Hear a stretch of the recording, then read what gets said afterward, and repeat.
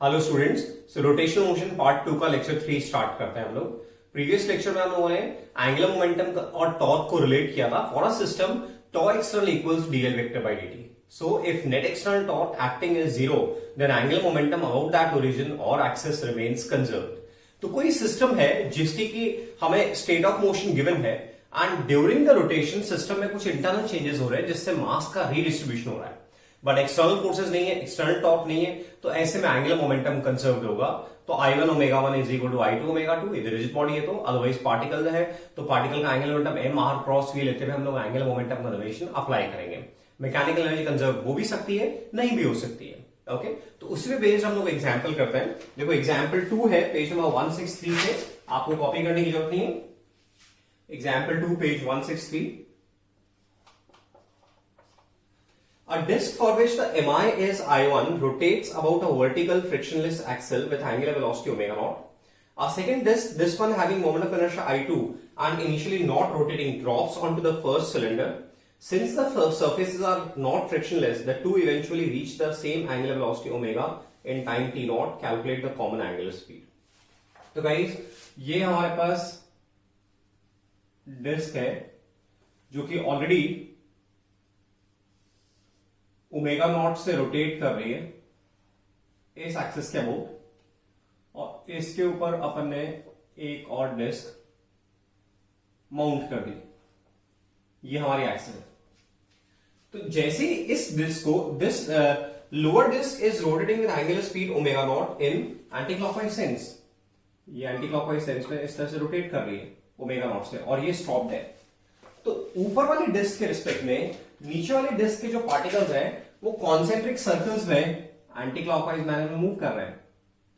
तो इन पे kinetic friction लगेगा, किधर की तरफ लगेगा, टेंजेंशियली क्लॉकवाइज लगेगा, जो कि रोटेशन का अपोज करेगा, और इसकी रिएक्शन इस डिस्क पे होगी कॉन्सेंट्रिक सर्कल्स में।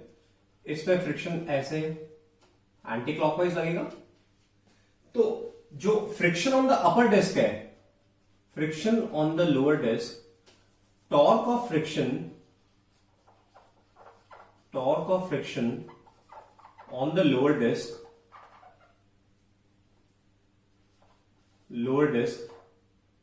reduces its angular speed, and that on upper disk increases its angular speed till angular speed of both becomes same, है ना। जैसे एंगुलर स्पीड सेम हो जाएगी,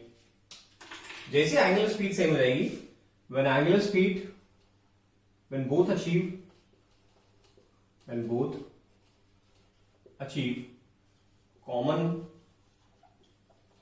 angular velocity, slipping stops and friction vanishes। देखो lower disc omega naught angular speed से घूम रही है, तो लोअर डिस्क के पार्टिकल्स कॉन्सेंट्रिक सर्कल्स में एंटी क्लॉकवाइज मैनर में मूव कर रहे हैं। अपर डिस्क स्टिल है, अपन ने अपर डिस्क को लोअर डिस्क के ऊपर जेंटली प्लेस किया, तो अपर डिस्क के रिस्पेक्ट में लोअर डिस्क के पार्टिकल्स एंटी क्लॉकवाइज मूव कर रहे हैं, तो वो स्लाइड एंटी क्लॉकवाइज कर रहे हैं, तो उन पर फ्रिक्शन क्लॉकवाइज लगेगा। ये जो क्लॉकवाइज फ्रिक्शन लगेगा ये लोअर डिस्क पे रिटार्डिंग टॉर्क प्रोड्यूस करेगा, तो लोअर डिस्क की स्पीड कम होने लगेगी, एंगुलर स्पीड, और इसकी रिएक्शन अपर डिस्क पे होगी जिसपे फ्रिक्शन क्लॉकवाइज लगेगा, तो फ्रिक्शन का टॉर्क, तो फ्रिक्शन एंटी क्लॉकवाइज लगेगा तो फ्रिक्शन का टॉर्क एंटी क्लॉकवाइज आएगा और वो अपर डिस्क की स्पीड को बढ़ाएगा। तो लोअर डिस्क की स्पीड ओमेगा नॉट से कम होने लगेगी, अपर डिस्क की स्पीड ओमेगा नॉट से बढ़ने लगेगी, और स्लिपिंग कब बंद होगी, जब कॉन्सेंट्रिक सर्कल में नीचे वाले पॉइंट की जितनी लीनियर वेलोसिटी उतनी ऊपर वाले पॉइंट की है, यानी कि नीचे के लिए जितनी एंगुलर वेलोसिटी उतनी ऊपर वाले की एंगुलर वेलोसिटी है।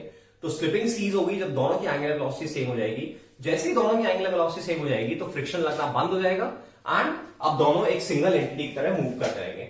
In the process angular momentum in the process in the process, since tau external is 0, so angular momentum is conserved. Okay, so L initial is equal to L final. L initial है I1 omega not, L final है, दोनों एक single entity की तरह move कर रहे हैं, I1 plus I2 into omega not omega. तो यहां से हमारी एंगुलर स्पीड की वैल्यू आ रही है omega is I1 omega naught upon I1 plus I2। एक तरह से परफेक्टली इलास्टिक कोलिजन की तरह हो गया। अब सेकेंड पार्ट में मेरे से बोला है the average frictional torque on one disk by other during this period if the contact duration is delta T naught. So average torque of frictional force. So for upper disk,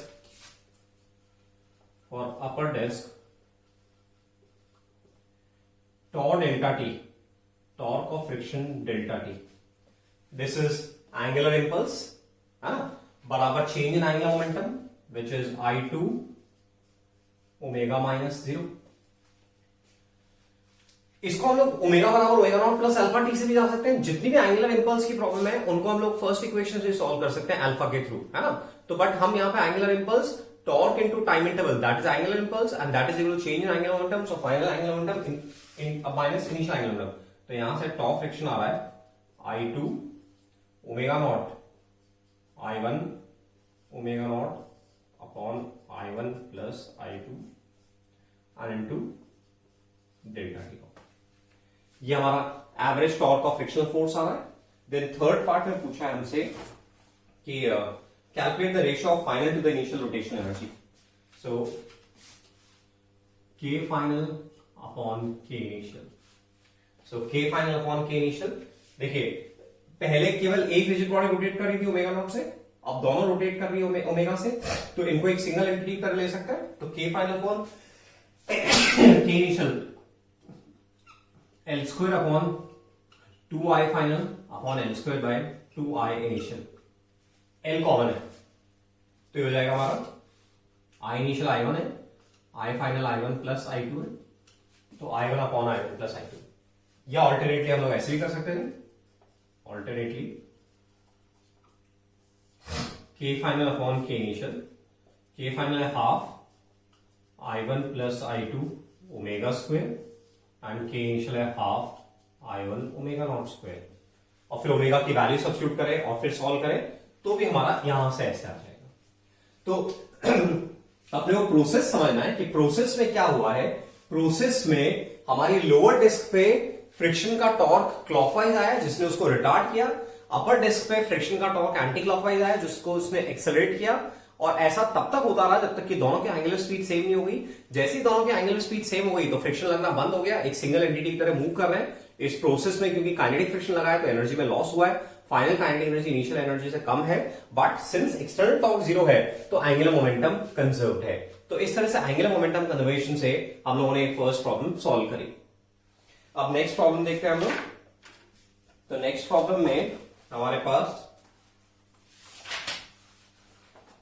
एक circular platform है which is mounted on a frictionless axle. Its radius is small r and its moment of inertia is capital I. A man of mass m stands on the edge of the platform and begins to walk along the edge at speed v naught related to the platform. Find the angular velocity of the platform. तो बिल्कुल उसी तरह की problem जैसे translatory motion होती थी momentum conservation में। हमारे पास इस तरह से एक प्लेटफॉर्म है,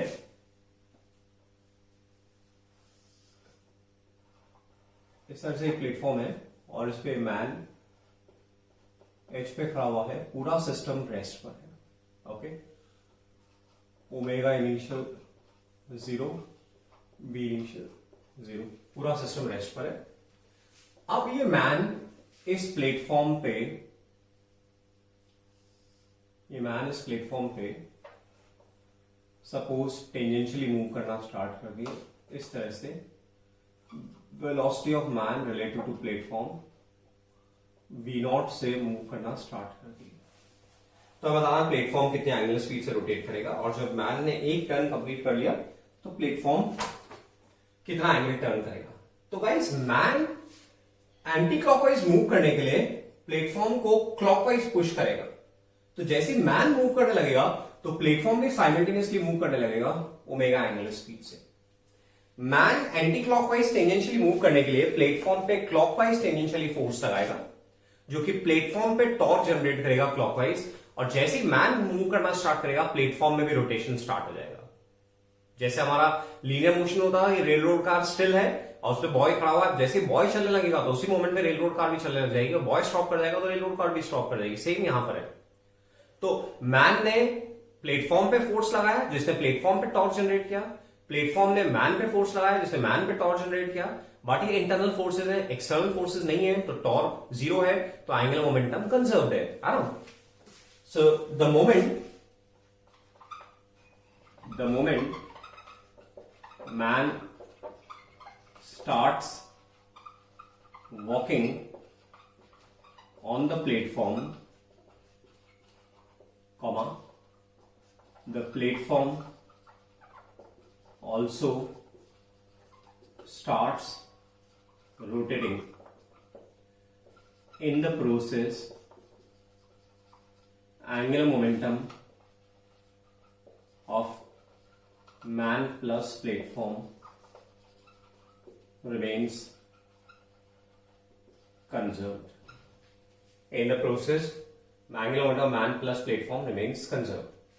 So, L initial is equal to L final. Okay, L initial में 0 है, L final प्लेटफॉर्म एक डायरेक्शन में पॉजिटिव ले लेते हैं, एक डायरेक्शन नेगेटिव ले लेते हैं। तो सपोज प्लेटफॉर्म वाली एंगुलर स्पीड को पॉजिटिव ले लेते हैं, तो I इंटू ओमेगा, ये तो प्लेटफॉर्म का एंगुलर हो गया। अब मैन का लिखना है तो मैन को पॉइंट पार्टिकल की तरफ लेना है। सो मैन टेंजेंशियली मूव कर रहा है, तो velocity of man m times velocity of man relative to ground into r।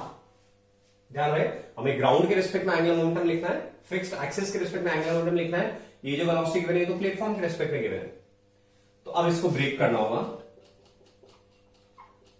Velocity relative to the platform which is minus v naught plus velocity due to the motion of contact point of the platform.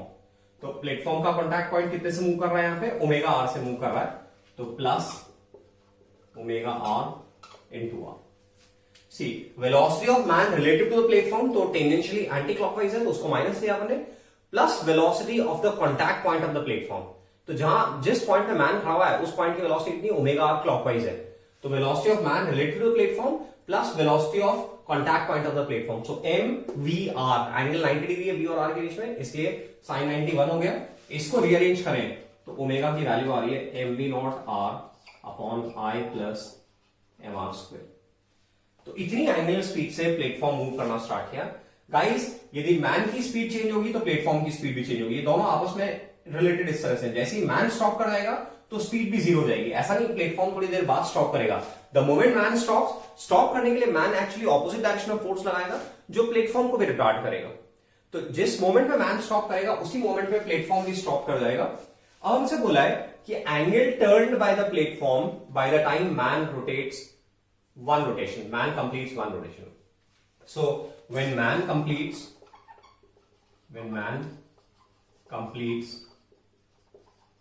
one rotation on the platform,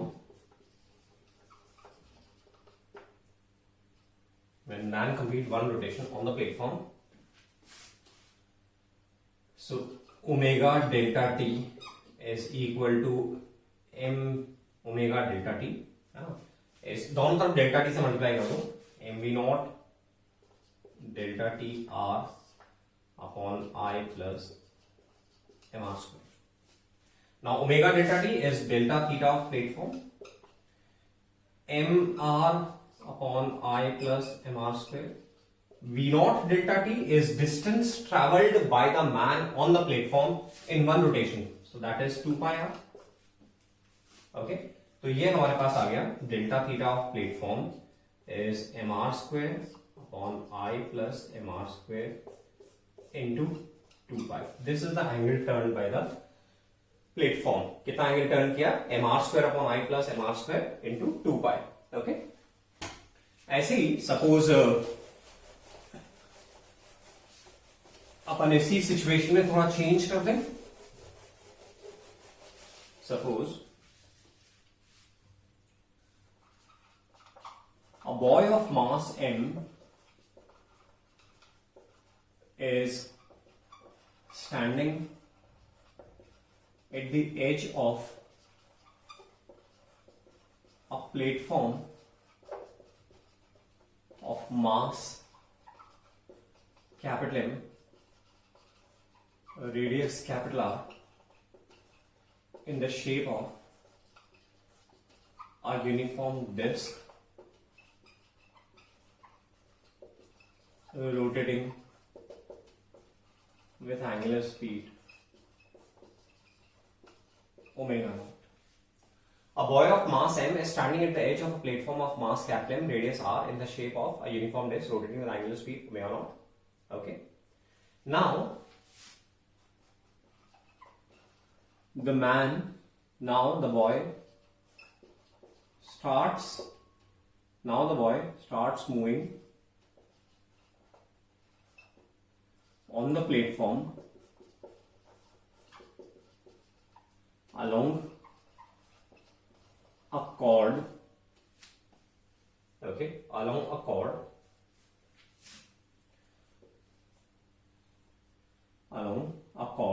okay,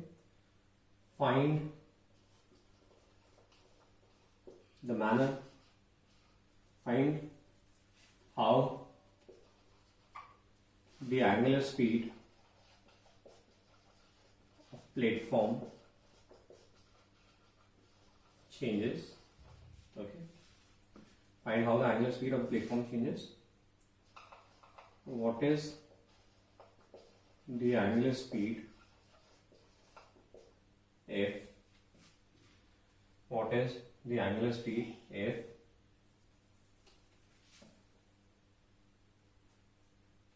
just how the angular speed of the platform changes. Okay, इसको top view में देख लेते हैं हम लोग। ये suppose platform है, ये ओमेगा नॉट स्पीड से घूम रहा है और बॉय यहां पर है। ओके, और ये प्लेटफॉर्म ओमेगा नॉट स्पीड से घूम रहा है और बॉय यहां पर, this is boy. Okay, now तो ये पूरा सिस्टम ओमेगा नॉट से घूम रहा है। अब बॉय क्या है, बॉय इस प्लेटफॉर्म पे इस कॉर्ड के अलोंग मूव करना स्टार्ट कर दे। बॉयज को प्लेटफॉर्म पे इस कॉर्ड के अलोंग मूव करना स्टार्ट कर दे। तो बॉय इस प्लेटफॉर्म पे इस कॉर्ड के अलोंग मूव करना स्टार्ट कर दे। Velocity of boy related to the platform. तो बॉय प्लेटफॉर्म के एक्सिस के, रोटेशन एक्सिस के क्लोज आता जा रहा है ना। ये सपोज पॉइंट ए है, ये पॉइंट बी है और ये पॉइंट सी है। So as the boy moves from A to B, its distance from the axis continuously decreases। देखो A से B जा रहा है तो उसका डिस्टेंस एक्सेस से कंटिन्यूसली डिक्रीज हो रहा है। सो mi decreases and hence omega increases। तो प्लेटफॉर्म का ओमेगा बढ़ने लगेगा। at B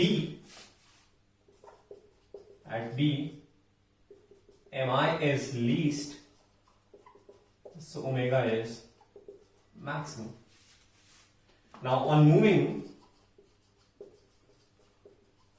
from B to C, okay, mi again increases and returns to original value. So omega starts decreasing and returns to the original value. ये हम किसके basis बोल रहे हैं? ये एंगुलर मोमेंटम कंजर्वेशन के बेसिस बोल रहे हैं. ये एंगुलर मोमेंटम कंजर्वेशन के बेसिस पे बोल रहे हैं, है ना. मान लीजिए ये डिस्टेंस जो है, यहां पे ये डिस्टेंस r है, ये वाला डिस्टेंस r है.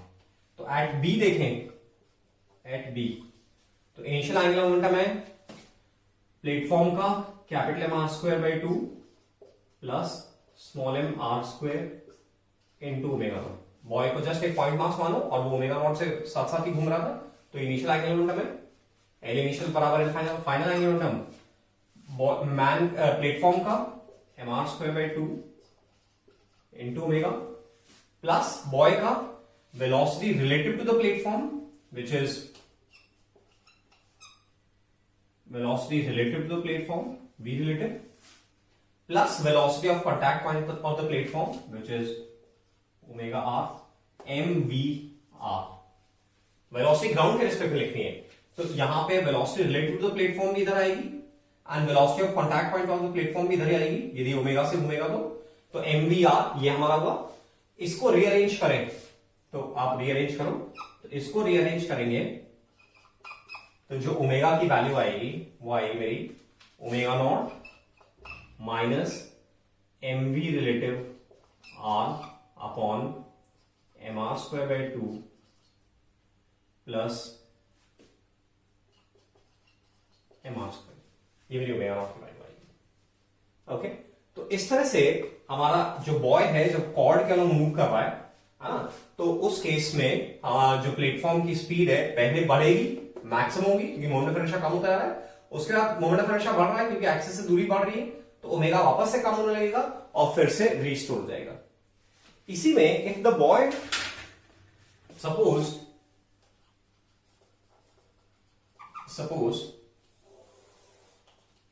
If the boy moves along a radius towards the axis.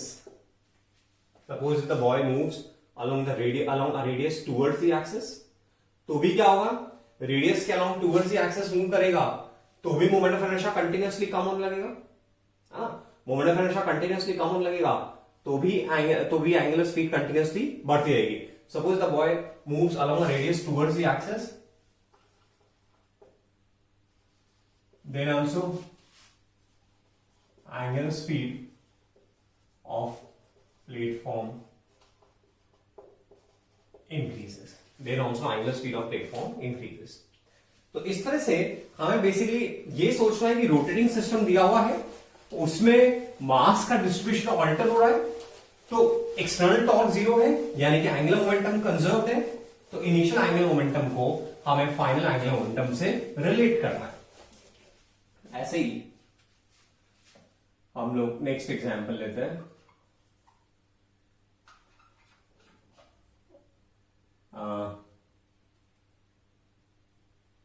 the radius of spinning collapsing star decreases. The radius of a spinning collapsing star decreases by 10%. Okay, what is the percentage change in its kinetic energy? The radius of a spinning collapsing star decreases by 10%. What is the percentage change in its kinetic energy? तो guys star अपनी axis के वो spin कर रहा है और own gravitational pull की वजह से स्पीड रेडियस डिक्रीज हो रही है. बाहर से कोई फोर्स नहीं लग रहा है, बाहर से कोई टॉर्क नहीं लग रहा है, इंटरनल ग्रेविटेशनल पुल की वजह से स्टार कंटिन्यूअसली श्रिंक होता जा रहा है और उसकी रेडियस 10% से डिक्रीज हो गई. हमें बताना उसकी काइनेटिक एनर्जी में चेंज कितना होगा, परसेंटेज चेंज, है ना. So the angular momentum the angular momentum of the collapsing star remains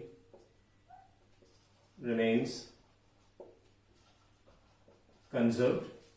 Okay, so K final upon K initial is L square upon 2I final. मतलब K को ऐसे देख लेते हैं, K is L square upon 2I, L square upon 2I 2 by 5 mr square. Okay, star को अपने वो solid square की तरह लेना है, तो 2 by 5 mr square.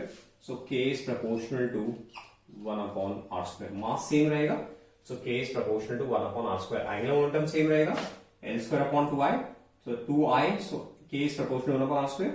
So K final upon K initial is R initial upon R final whole square. Okay, so this is inverse proportionality में है. Okay, so 100 by 90 का whole square, that is 100 by 81. Okay, ये आ रहा है हमारे पास में. So just a minute. Yeah, 1 by 81. Alright. So delta K by K is 10,000 upon 81. This is delta K by K into 100. Okay. So this is K final upon K initial. Alright. So delta मतलब initial value K final upon K initial. Yes. तो initial value आपकी K final आपका 100 है. K initial sorry K final upon K initial, R initial upon R final का square है ना. तो R initial आपका है 100, तो R final है आपका 90. So 10 by 9 का square, that is 100 by 90. So K final minus K initial upon K initial, that is 100 minus 90 upon 90. So that is 10 by 90, that is 1 by 9. So fraction change हो रहा है हमारा, one fractional increment हो रहा है 1 by 9 का. तो percentage increment delta K by K into 100, that is 100 by 9%. तो ऑलमोस्ट कितना परसेंटेज का इंक्रीमेंट हुआ? जो परसेंटेज इंक्रीमेंट हुआ है वो हमारा 11% के अराउंड हुआ है. काइनेटिक एनर्जी में जो चेंज हुआ है वो हमारा 11% के अराउंड हुआ है. तो इस तरह से रेशियो से K final upon K initial हमारा R initial upon R final का स्क्वायर, तो ये 10 by 9 है, 10 by 9. So K final minus K initial upon K initial, 10 by 9. So 10 by 9. So अपन ने minus 1 किया, K final upon K initial minus 1 है ना. तो वहां से हमारे पास ये आ रहा है 1 by 9. तो काइनेटिक एनर्जी में फ्रैक्शनल इंक्रीमेंट कितना हुआ? 1 by 9 हुआ. तो परसेंटेज इंक्रीमेंट कितना हुआ? 100 by 9 हुआ. तो इस तरह से हमने कोलैप्सिंग स्टार में एंगुलर मोमेंटम कंजर्वेशन अप्लाई करके ये देखा कि भाई इसमें परसेंटेज चेंज कितना हो रहा है, काइनेटिक एनर्जी में परसेंटेज चेंज कितना हो रहा है. ओके, इसी तरह से मान लीजिए suppose metal disc, uniform metal disc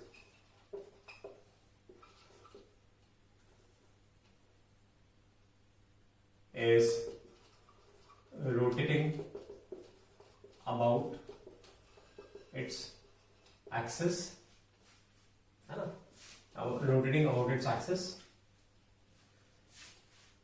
The temperature of the disk increases by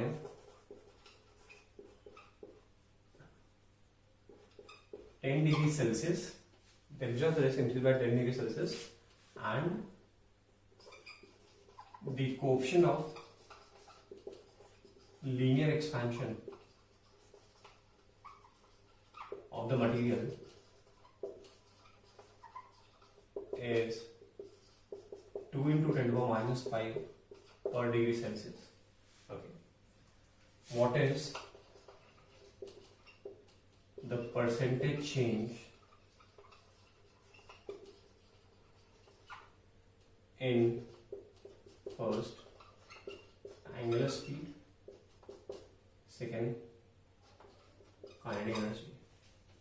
Angular speed, kinetic energy, angular speed. What is the percentage change in moment of inertia? Moment of inertia. B, angular speed. Third, kinetic energy. Okay. तो spinning disc थी और temperature change की वजह से उसकी radius increase हो गई, है ना, और हमें बताना है कि ओमेगा में कितना चेंज होगा, मोमेंट ऑफ इनर्शिया में कितना चेंज होगा। तो गाइस इसमें देखो स्पिनिंग डिस्क पे कोई बाहर से फोर्स नहीं लगाया, कोई टॉर्क नहीं लगाया, बस टेम्परेचर की वजह से रेडियस चेंज हो गई, मास का डिस्ट्रीब्यूशन चेंज हो गया।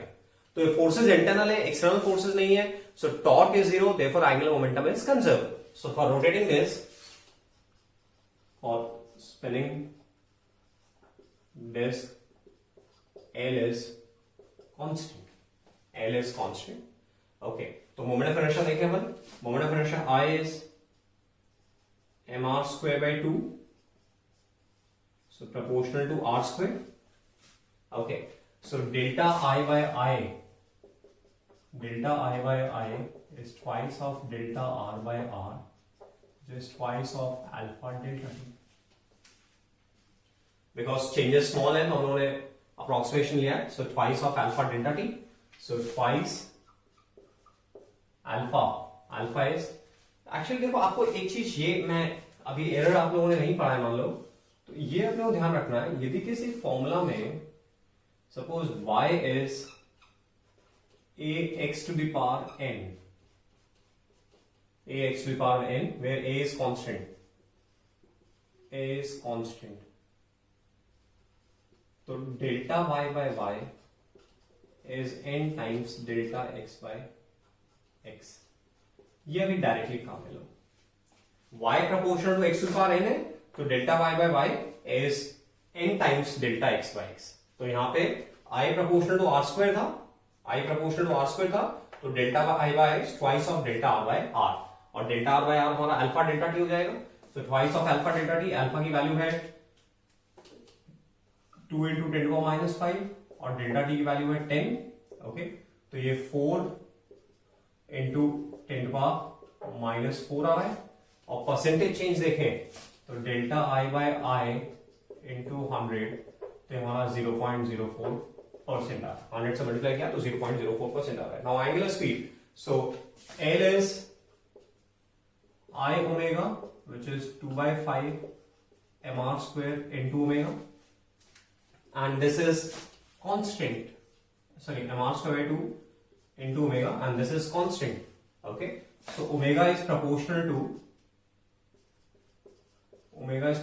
1 by r square, so delta omega by omega is minus 2 delta r by r, है ना, तो minus 2 delta r by r, so minus 2 delta r by r यही है, so that is minus 0.04%।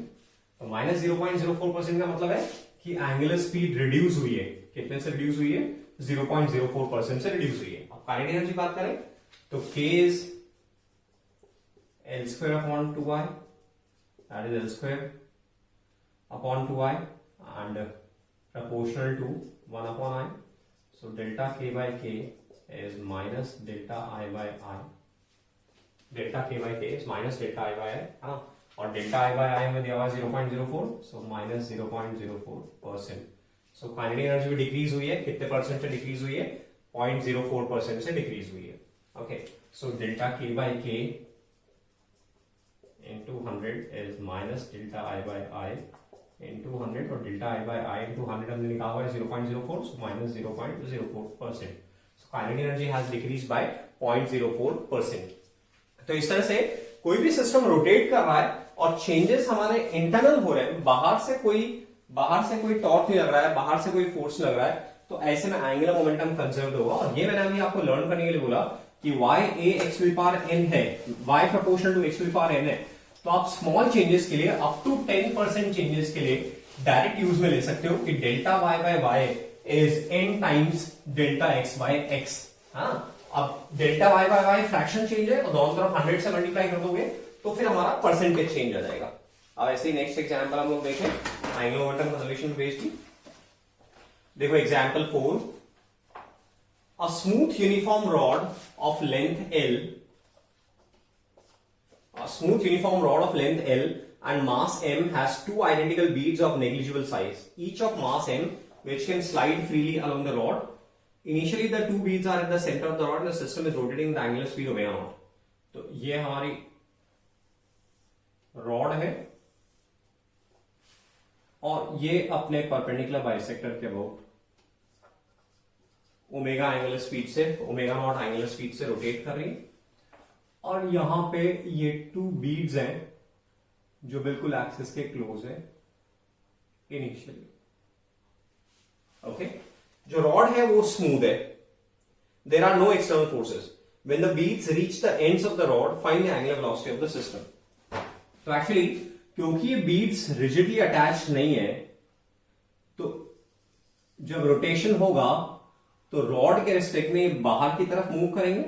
Rotating system के respect में object बाहर जाने की कोशिश करती है, और क्योंकि बीड और रॉड के बीच में फ्रिक्शन नहीं है, तो जब बीड बाहर जाने की कोशिश करेगा तो उसको अपोज नहीं हो पाएगा, तो कंटिन्यूसली बीड्स बाहर की तरफ जा चले जाएंगे और फाइनली बीड, ये वाला बीड यहां पर आ गया, ये वाला बीड यहां पर आ गया और ये वाला बीड ऐसे यहां पर आ गया। एंगुलर स्पीड चेंज होके ओमेगा हो गई।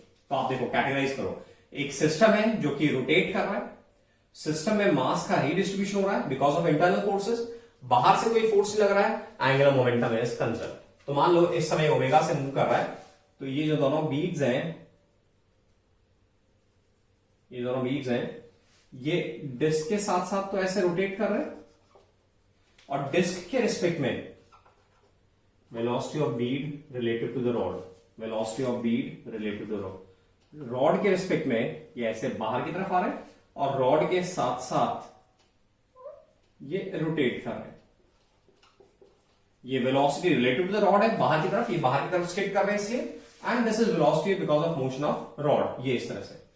तो रॉड की रही एंगुलर स्पीड ओमेगा हो गई है। हम बोलेंगे angular momentum of rod plus the two beads is conserve, क्योंकि बाहर से कोई टॉर्क नहीं लगा है। देखो, बीड एक्चुअली रोटेटिंग सिस्टम के रिस्पेक्ट में बाहर जा रहे हैं, तो कंटिन्यूसली बाहर की तरफ जा रहे हैं, velocity of bead related to the rod, और रॉड के साथ साथ ऐसे घूम भी रहे हैं, so that is because this velocity is because of rotation of the rod.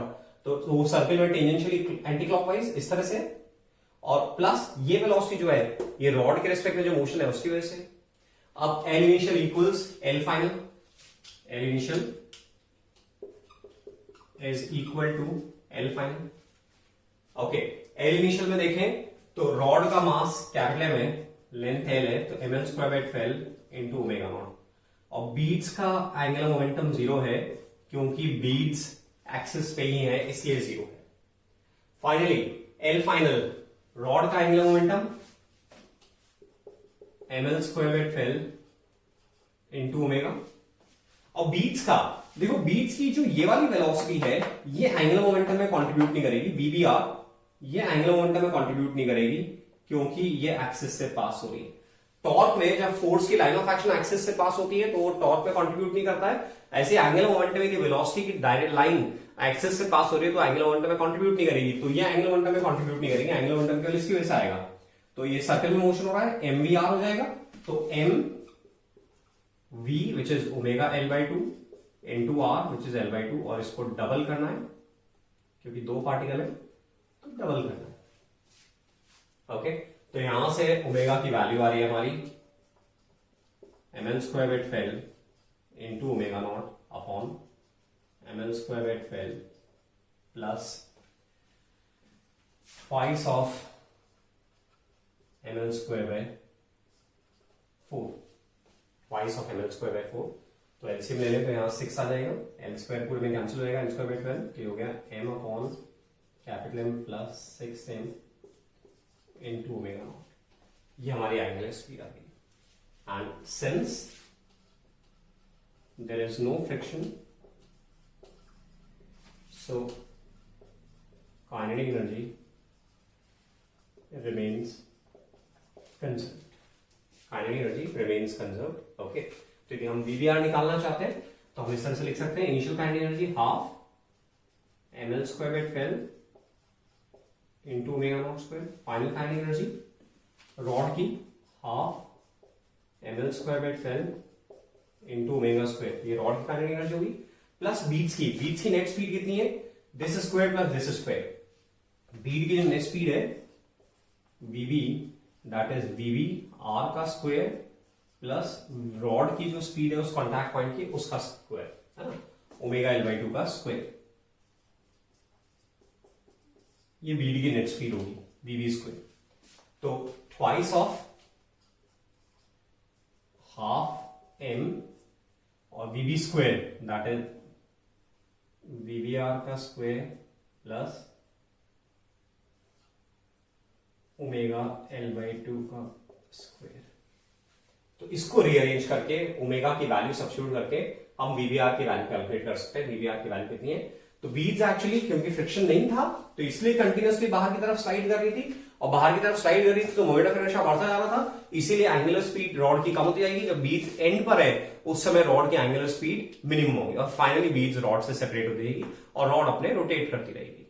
तो एंगुलर मोमेंटम कंजर्वेशन में जनरल स्ट्रैटेजी क्या है कि सिस्टम रोटेट कर रहा है, एक्सटर्नल फोर्सेस नहीं है और सिस्टम में मास का रीडिस्ट्रीब्यूशन हो रहा है, एंगुलर मोमेंटम कंजर्व होता है, इनिशियल एंगुलर मोमेंटम को हमें फाइनल एंगुलर मोमेंटम से रिलेट करना है। तो एंगुलर मोमेंटम कंजर्वेशन फिनिश करने के बाद में अब हम लोग इक्विलिब्रियम ऑफ रिजिड बॉडीज देखेंगे। तो गाइस जैसा आपने रूम में गौर करिए, आपका फैन यदि बंद है तो फैन इक्विलिब्रियम में है ना, फैन इक्विलिब्रियम में जस्ट हैंग कर रहा है, वॉल पे सपोज कोई पिक्चर माउंटेड है, पिक्चर अपनी जगह पे फिक्स्ड है, दैट इज इन इक्विलिब्रियम। आपकी टेबल पे सपोज बुक रखी हुई है, दैट इज इन इक्विलिब्रियम। तो इक्विलिब्रियम में ऑब्जेक्ट है, हमें दिख रहा है कि ऑब्जेक्ट इक्विलिब्रियम में रेस्ट पर है और हमें उस पर अननोन फोर्सेस की वैल्यू निकालनी है। हमें सपोज निकालना है कि फैन की रॉड में टेंशन कितना है, पिक्चर जो है, पिक्चर जिस पॉइंट पे हिंज्ड है उस पॉइंट पे कॉन्टैक्ट फोर्स कितना एक्सर्ट हो रहा है, बुक टेबल पे नॉर्मल फोर्स कितना लगा रही है, इस तरह से हमें अननोन वेरिएबल्स की वैल्यू निकालनी है। तो उसके लिए हम लोग थ्योरी डेवलप कर रहे हैं। तो अब टॉपिक का नेम है हमारा equilibrium of rigid body, equilibrium of rigid bodies. तो a body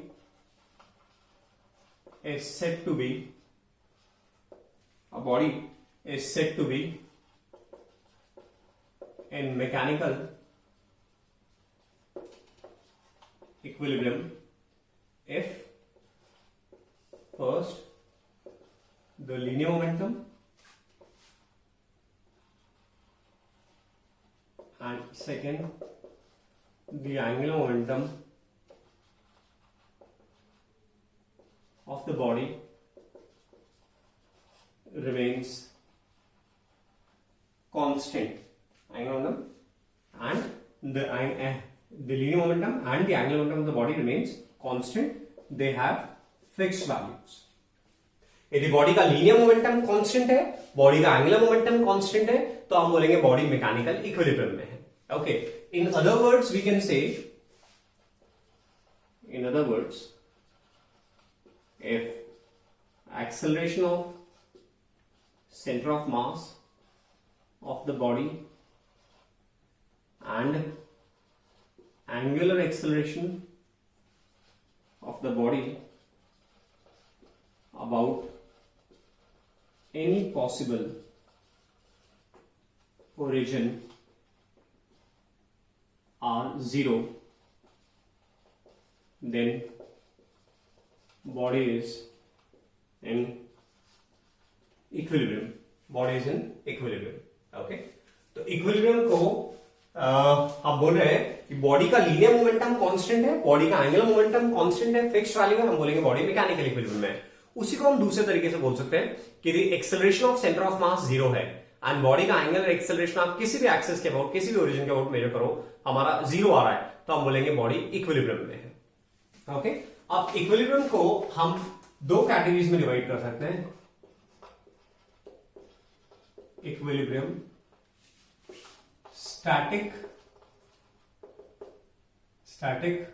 and dynamic. Static equilibrium में क्या है, स्टैटिक इक्विलिब्रियम में V और ओमेगा दोनों जीरो है, V जीरो है, VCM जीरो है, ओमेगा जीरो है। लीनियर मोमेंटम जीरो है, एंगुलर मोमेंटम जीरो है, इसको अपन ऐसे बोल देते हैं, लीनियर मोमेंटम जीरो है एंड एंगुलर मोमेंटम भी जीरो है। ये स्टैटिक इक्विलिब्रियम, बॉडी रेस्ट पर है। एंड डायनेमिक इक्विलिब्रियम में लीनियर मोमेंटम नॉन जीरो है but constant, angular momentum non zero है बट कांस्टेंट। ये हमारा डायनेमिक इक्विलिब्रियम है। तो मोस्टली हम बॉडीज के साथ लीनियर, हम स्टैटिक इक्विलिब्रियम में डील करते हैं जहां हमें दिख जाता है कि बॉडी रेस्ट पर है। ओके, तो नाउ अब इक्विलिब्रियम को ऐसे ही कैटेगराइज करते हैं हम लोग, translational equilibrium and rotational equilibrium. Translational equilibrium, rotational equilibrium.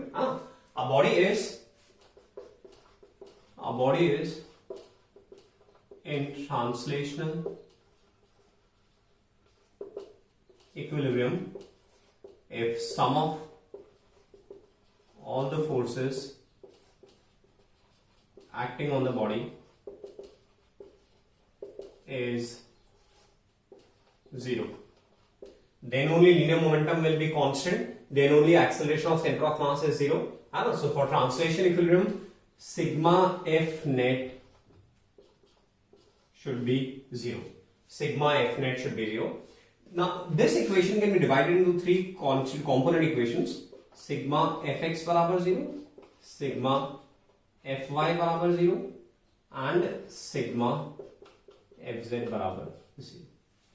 So a body is in translation equilibrium if acceleration of center of mass is zero, that is the net force acting on the body is zero. Sigma f net equals zero, जिसको हम break करके लिख सकते हैं sigma fx zero, sigma fy zero and sigma fz zero. अब ऐसी बात करें, a body is in rotational equilibrium. A body is in rotational equilibrium if net torque on the body about any possible origin is zero. That is tau net बराबर zero. Sigma tau net बराबर zero. हम लोग लिखेंगे sigma tau net बराबर zero. This is rotational equilibrium. और इसको भी हम थ्री कॉम्पोनेंट इक्वेशन में ब्रेक कर सकते हैं, सिग्मा tau x बराबर जीरो, सिग्मा tau y बराबर zero and sigma tau z बराबर जीरो। तो ट्रांसलेशन इक्विलिब्रियम पे बॉडी पे नेट फोर्स जीरो होना चाहिए, जिसको थ्री कॉम्पोनेंट इक्वेशन में ब्रेक किया तो सिग्मा fx बराबर जीरो, सिग्मा fy बराबर जीरो, सिग्मा fz बराबर जीरो। रोटेशनल इक्विलिब्रियम के लिए बॉडी पे नेट टॉर्क जीरो होना चाहिए, जिसको थ्री कॉम्पोनेंट इक्वेशन से ब्रेक किया तो सिग्मा tau x बराबर जीरो, सिग्मा tau y बराबर जीरो, सिग्मा tau z बराबर जीरो। ठीक है, अब मोस्टली सिचुएशंस हमारी ऐसी रहेंगी जहां पे कि हम 2D सिचुएशन के साथ डील कर रहे होंगे। Suppose all the forces acting on the body, suppose all the forces acting on the body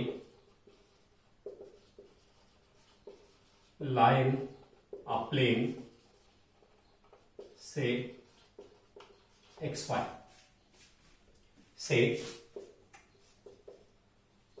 plane।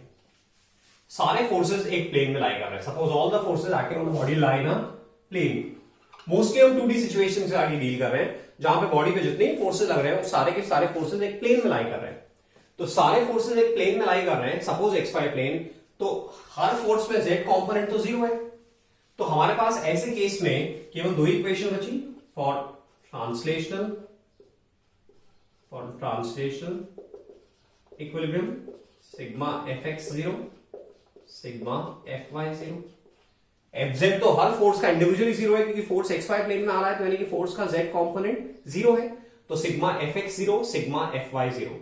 ये हमारी ट्रांसलेशनल इक्विलिब्रियम के लिए कंडीशन है। एंड रोटेशनल इक्विलिब्रियम के लिए, for rotational equilibrium we are left with sigma tau z बराबर जीरो। ठीक है, ये इंपॉर्टेंट पॉइंट है, ये समझना। Any force, for any force lying in xy plane, for any force acting in xy plane, torque about any line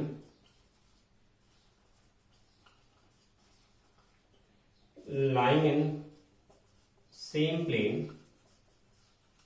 is 0. क्या कहना चाह रहे हैं अपन ये कहना चाह रहे हैं कोई फोर्स xy प्लेन में है तो उसको आप कंपोनेंट से ब्रेक करिए। उस फोर्स का एक कंपोनेंट fx आएगा और एक कंपोनेंट fy आएगा। fx कंपोनेंट x एक्सिस के पैरेलल है, उसका टॉर्क 0 होगा। fx कंपोनेंट की लाइन ऑफ एक्शन को एक्सटेंड करोगे y को इंटरसेक्ट करेगा, y का अबाउट टॉर्क 0 होगा। fy की लाइन ऑफ एक्शन को एक्सटेंड करोगे x को इंटरसेक्ट करेगा, x के अबाउट टॉर्क 0 होगा। fy y के पैरेलल है, y के अबाउट टॉर्क 0 होगा। तो कोई भी फोर्स xy प्लेन में लाई कर रहा है तो उसका x एक्सिस के अबाउट टॉर्क भी 0 होगा, y एक्सिस के अबाउट भी टॉर्क 0 होगा। तो we are left only with the condition, हमें और केवल क्या कंडीशन बची है, we are left only with the condition that sigma tau z बराबर 0। हमारी कंडीशन केवल ये बची है कि सिग्मा टॉ z बराबर 0। यदि फोर्स xy प्लेन में लाई कर रहा है तो उसका x एक्सिस और y एक्सिस के अबाउट टॉर्क ऑटोमेटिकली 0 होगा। यदि फोर्स xy प्लेन में लाई कर रहा है तो फोर्स की लाइन ऑफ एक्शन को जब आप एक्सटेंड करोगे तो या तो वो x एक्सिस y एक्सिस के पैरेलल है या फिर उन दोनों एक्सिस को इंटरसेक्ट करेगी और ऐसे में एक्सिस के अबाउट टॉर्क 0 होगा। तो गाइस ऐसे तो ट्रांसलेशन इक्विलिब्रियम के लिए 3 इक्वेशंस है, sigma fx 0, sigma fy 0, sigma fz 0।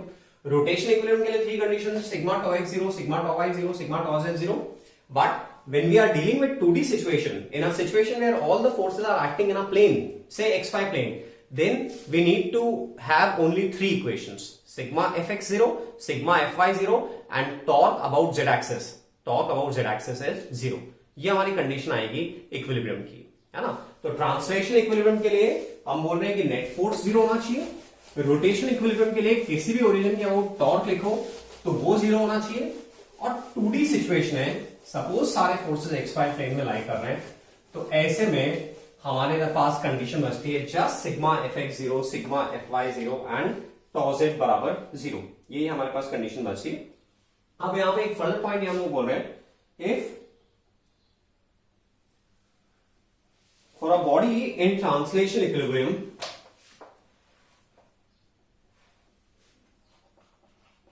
for a body in translational equilibrium,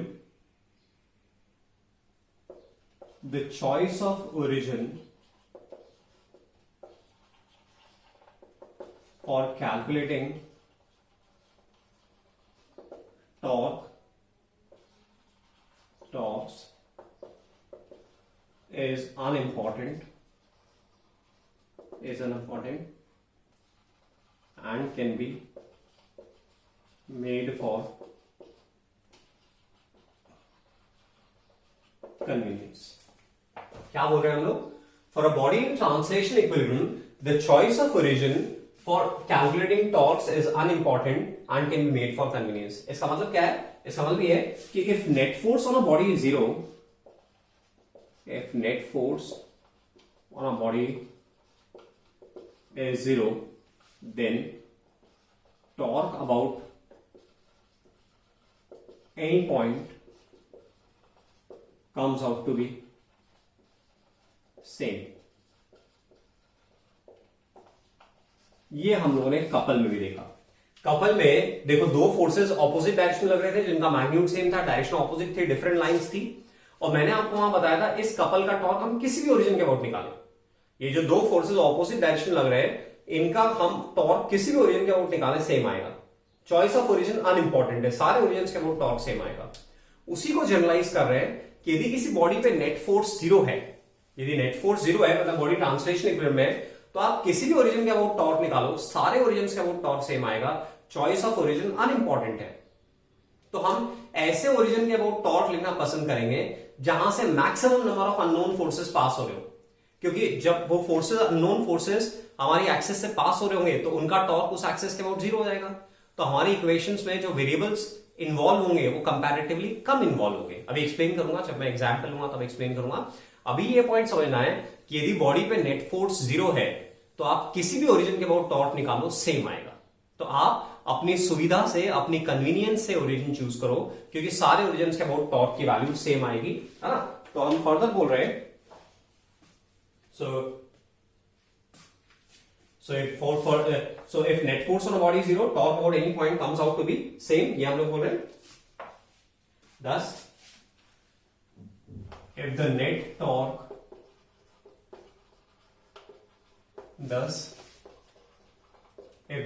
torque is 0, about 1 point, it will be 0 about all points. It will be 0 about any other point. It will be 0 about any other point. हम क्या बोल रहे हैं? If the net torque is 0 about one point, it will be 0 about any other point. तो ये important fact है कि जब भी नेट फोर्स 0 है तो सारे ओरिजिन के अबाउट टॉर्क सेम है। तो किसी एक ओरिजिन के अबाउट टॉर्क 0 है तो बाकी सारे ओरिजिन के अबाउट ऑटोमेटिकली टॉर्क 0 होगा। तो आप अपनी कन्वीनियंस से ऐसा ओरिजिन चूज करो टॉर्क बैलेंस करने के लिए जिससे maximum number of unknown forces pass हो रहे हो, ताकि आपकी इक्वेशन में नंबर ऑफ वेरिएबल्स जो इन्वॉल्व हो, अननोन वेरिएबल्स, वो कम इन्वॉल्व हो। तो गाइस, इक्विलिब्रियम की प्रॉब्लम्स कैसी होंगी, आपको फिगर में दिख जाएगा कि बॉडी इक्विलिब्रियम में हैंग कर रही है, किसी सरफेस पर रखी हुई है, बॉडी इक्विलिब्रियम में, यानी कि उस पर नेट फोर्स 0 है, उस पर नेट टॉर्क 0 है।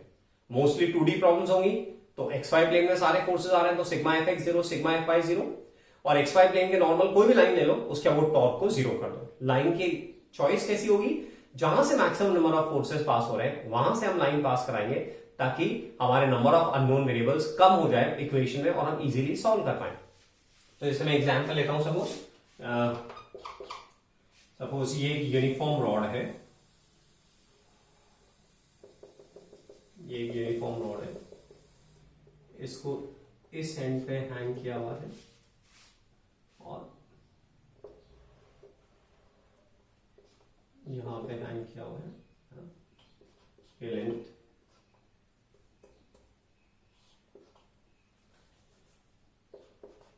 ये लेंथ L/4 है, इसे 2 पॉइंट्स पे हैंग किया हुआ है, ओके। और यहां पे एक स्मॉल एम मास और रखा हुआ है, okay. A uniform rod of mass capital M equals 6 kg is suspended by 2 strings and a mass of m बराबर 2 kg is kept at its free end as shown. Find the tensions in the 2 strings.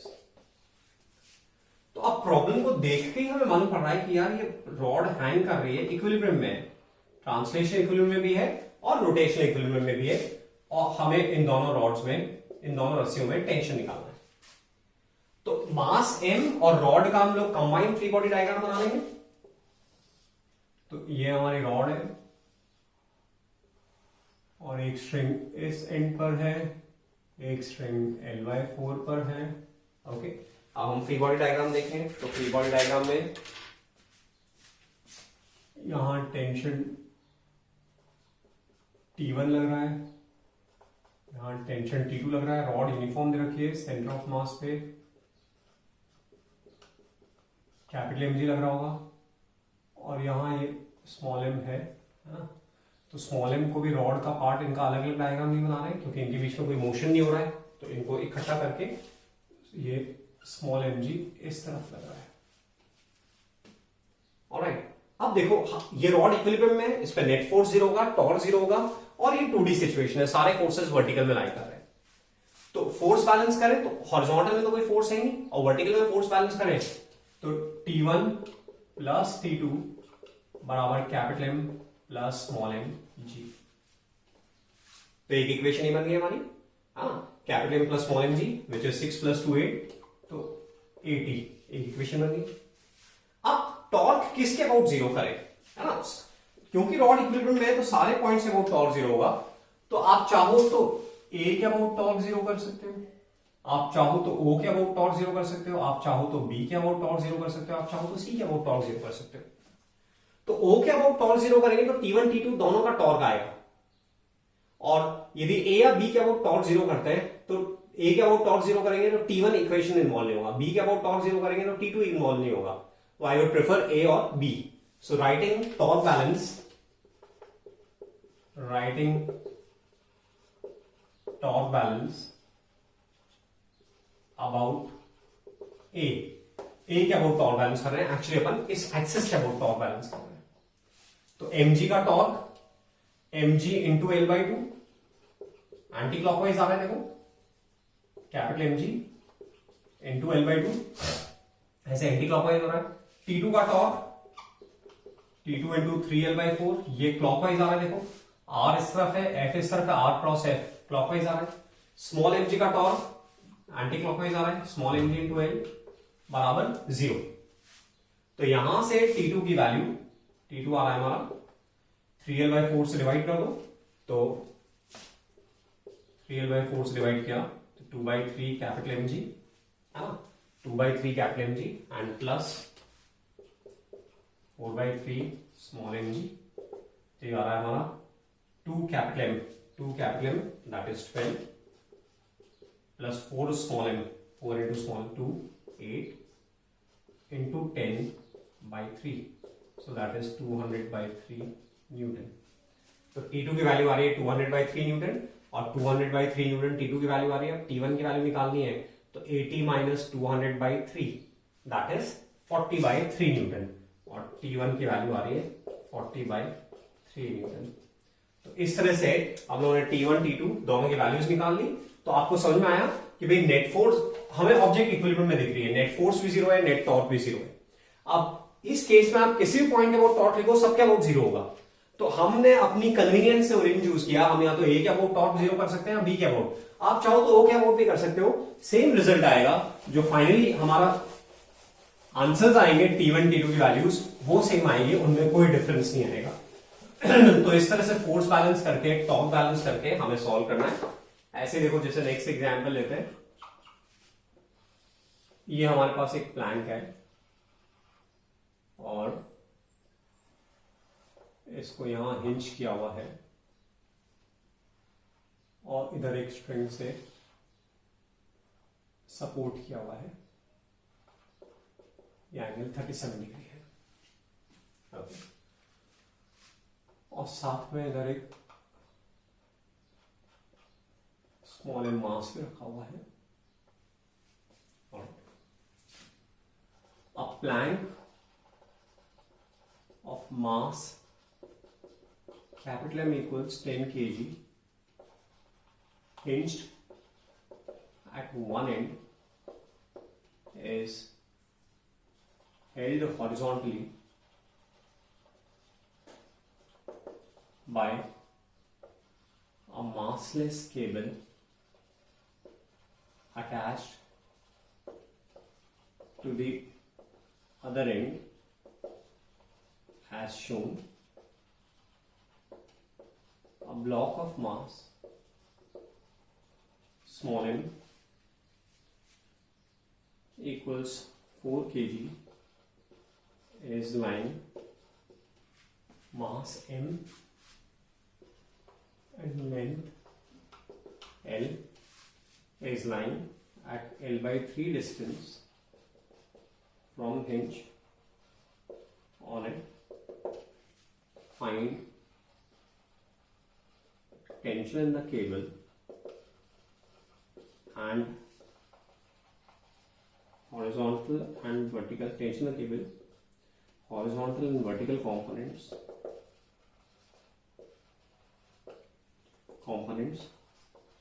of reaction force from the hinge. तो आपको दिख रहा है कि ये flank है और इसको अपन ने इस केबल के थ्रू और हिंज के थ्रू हॉरिजॉन्टली हेल्ड किया हुआ है, और हमें निकालना है कि केबल में टेंशन कितना है और हिंज पे हॉरिजॉन्टल वर्टिकल जो रिएक्शन फोर्स लग रहा है उसके हॉरिजॉन्टल वर्टिकल कंपोनेंट कितने हैं। तो प्रॉब्लम को देख के मालूम पड़ रहा है कि यार ये तो इक्विलिब्रियम की प्रॉब्लम है, क्योंकि बॉडी दिख रही है, रेस्ट पर है, स्टैटिक इक्विलिब्रियम की प्रॉब्लम है, नेट फोर्स भी जीरो है, नेट टॉर्क भी जीरो है। ऑलराइट, तो हम पहले फ्री बॉडी डायग्राम बनाए। तो यहां हिंज है, देखो टेंशन टी ऐसे आ रहा होगा, यूनिफॉर्म प्लैंक है, capital M G centre of mass पे लग रहा होगा, और ये स्मॉल एम जी, इसको प्लैंक का ही पार्ट लेते हुए ये L बाई 3 पे लग रहा होगा। ओके, तो T का एक वर्टिकल कंपोनेंट आ रहा है और एक T का हॉरिजॉन्टल कंपोनेंट टुवर्ड्स लेफ्ट आ रहा है, जो प्लैंक को लेफ्ट साइड पुश कर रहा है।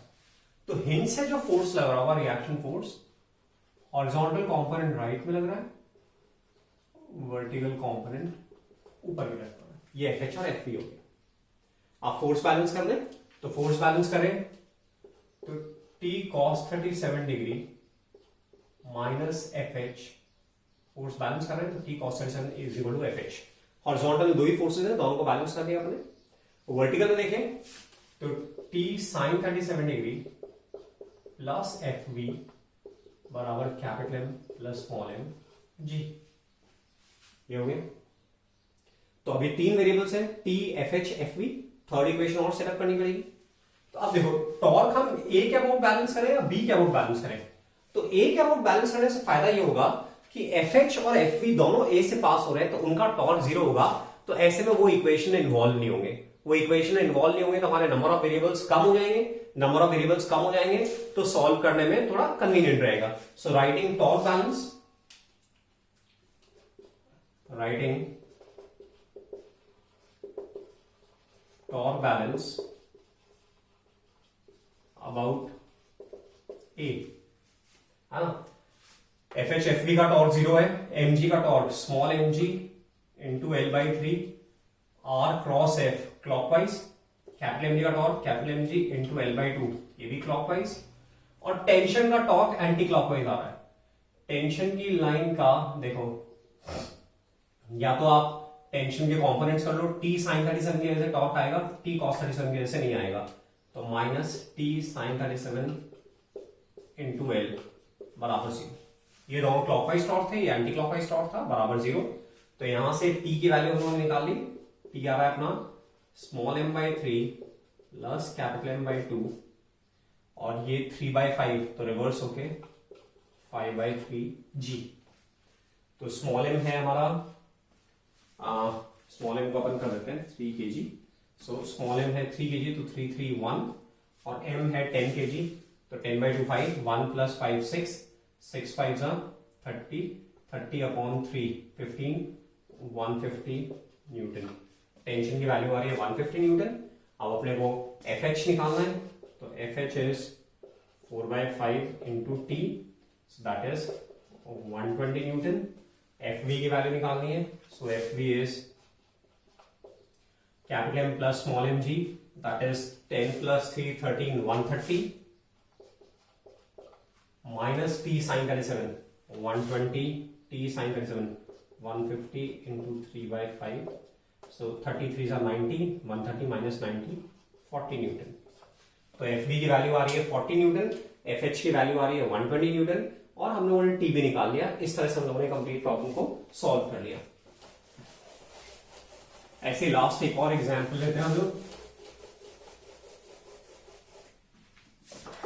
इस एग्जांपल में पेज नंबर 13 पे, सॉरी पेज छोड़ देते हैं, मैं लिख दे रहा हूं। Example 13, a uniform ladder of mass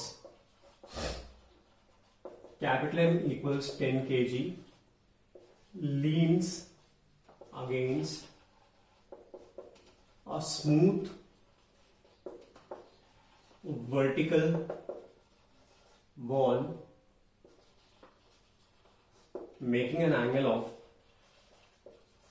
53 degree with it, making an angle of theta equals 53 degree with it. The other end rests on a rough horizontal floor. On a rough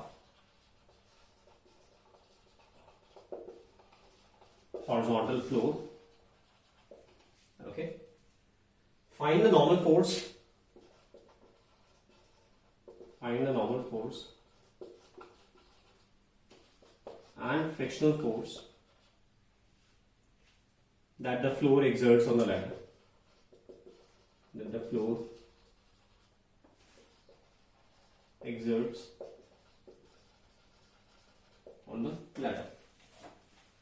okay तो ये इस तरह से vertical wall है, horizontal floor है और एक ladder theta angle पर it leans against the vertical wall, make an angle theta with 8. ये एंगल थीटा दे रखा है, ये एंगल थीटा दे रखा है, ये वर्टिकल वॉल है और ये फ्लोर है. ओके तो इक्विलिब्रियम की प्रॉब्लम हमें दिख रहा है. इस एंड को ए बोल देते हैं, इस एंड को बी बोल देते हैं. तो यदि फ्री बॉडी डायग्राम बनाए तो फ्री बॉडी डायग्राम में यूनिफॉर्म लैडर है तो जो कैपिटल एमजी है वो सेंटर पर आएगा. ओके फ्लोर से नॉर्मल रिएक्शन N2, वॉल से नॉर्मल रिएक्शन N1. अब देखो यहां पे ये ऑब्जर्व करो कि कहां फ्रिक्शन होना मस्ट है और कहां फ्रिक्शन नहीं है तो भी चलेगा. देखो इस N1 को बैलेंस करने के लिए यहां फ्रिक्शन होना मस्ट है, इस वॉल पे फ्रिक्शन नहीं हो तो भी चलेगा, है ना. Friction on wall is not necessarily required but on floor it must be there, it is required. ये N1 का हॉरिजॉन्टल, ये N1 तभी बैलेंस होगा जब यहां पे फ्रिक्शन होगा. वर्टिकल में N2 Mg ये दोनों बैलेंस हो रहे हैं तो यहां फ्रिक्शन की जरूरत नहीं है, हो तो भी चलेगा नहीं हो तो भी चलेगा, बट फ्लोर पे फ्रिक्शन होना मस्ट है. ये हम इस तरह से थियोरेटिकली ऑब्जर्व कर रहे हैं. तो एक्चुअली बी के स्लाइड होने की टेंडेंसी इस तरफ है तो बी पे जो फ्रिक्शन लगेगा इस तरफ होगा. ये स्टैटिक फ्रिक्शन है. मैं इसको म्यू एन तभी ले पाऊंगा जबकि प्रॉब्लम में गिवन है कि the rod is at the threshold of sliding, it is about to slide, it is in limiting equilibrium. तो मैं F2 को म्यू N2 लिख सकता हूं, अदरवाइज इसको जस्ट Fs लिखना पड़ेगा. ओके तो अब देखो ये हो गया हमारा, हमने फ्री बॉडी डायग्राम बना दिया. रॉड इक्विलिब्रियम में फोर्स बैलेंस करें तो वर्टिकल में देखें तो N1 आ गया, N2 आ गया, Fs आ गया, Mg आ गया. ये चारों फोर्सेस आ गए हमारे, है ना, N1 N2 Fs Mg. तो अपन फोर्स बैलेंस कर रहे हैं तो वर्टिकल में N2 बराबर कैपिटल Mg, हॉरिजॉन्टल में देखें N1 बराबर Fs, बट ये दोनों ही अननोन है. तो अब टॉर्क बैलेंस करना रहेगा. तो टॉर्क बैलेंस आपके हिसाब से कहां पे करना चाहिए, बी के अबाउट करें. सो राइटिंग टॉर्क बैलेंस, क्योंकि बी से maximum number of forces pass हो रहे हैं, writing torque balance about B, इस एक्सिस के अबाउट टॉर्क बैलेंस कर रहे हैं. तो Mg लाइन ऑफ एक्शन का परपेंडिकुलर डिस्टेंस ये भी थीटा है, ये L/2 है, तो L/2 साइन थीटा. ये Mg की लाइन ऑफ एक्शन का परपेंडिकुलर डिस्टेंस है. N1 की लाइन ऑफ एक्शन का परपेंडिकुलर डिस्टेंस ये एंगल थीटा है, तो ये एंगल थीटा है. तो N1 की लाइन ऑफ एक्शन का परपेंडिकुलर डिस्टेंस, ये वाला N1 की लाइन ऑफ एक्शन का परपेंडिकुलर डिस्टेंस है B से, ये थीटा है, ये L है, तो ये L cos थीटा हो गया. तो Mg का टॉर्क आ रहा है Mg L/2 sine theta. R cross F से देखें एंटी क्लॉकवाइज टॉर्क आ रहा है. N1 का टॉर्क आ रहा है R F क्लॉकवाइज टॉर्क आ रहा है, तो दोनों ऑपोजिट आ रहे हैं. N1 N2 L cos theta. तो यहां से N1 की वैल्यू आ रही है capital Mg/2 N2 tan theta, और जो N1 की वैल्यू है वही फ्रिक्शन की वैल्यू है. यदि रॉड लिमिटिंग इक्विलिब्रियम में है तो फ्रिक्शन को म्यू N2 कर देंगे. if ladder is at the threshold of sliding,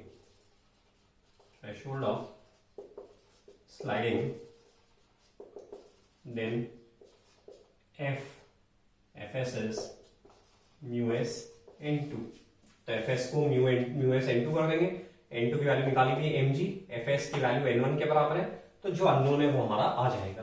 तो इस तरह से हमारी रॉड लैडर इक्विलिब्रियम में था, हम लोगों ने फोर्स बैलेंस किया हॉरिजॉन्टल और वर्टिकल में, और टॉर्क बैलेंस किया, और वहां से अननोन वेरिएबल्स निकाल लिए। तो ऐसे प्रॉब्लम को देख के आपको आइडिया लग जाएगा कि ऑब्जेक्ट इक्विलिब्रियम में है, उसका फ्री बॉडी डायग्राम बनाना है, एक्स में फोर्स बैलेंस करना है, वाई में फोर्स बैलेंस करना है, और स्मार्टली ओरिजिन चूज करके उसके वो टॉर्क बैलेंस करना है। तो आज के लेक्चर में हम लोगों ने एंगुलर मोमेंटम कंजर्वेशन के एग्जांपल्स किए और इक्विलिब्रियम ऑफ रिजिड बॉडी और उससे रिलेटेड एग्जांपल्स किए। नेक्स्ट लेक्चर में फिर हम लोग centre of gravity, stability, toppling ये पढ़ेंगे। Thank you.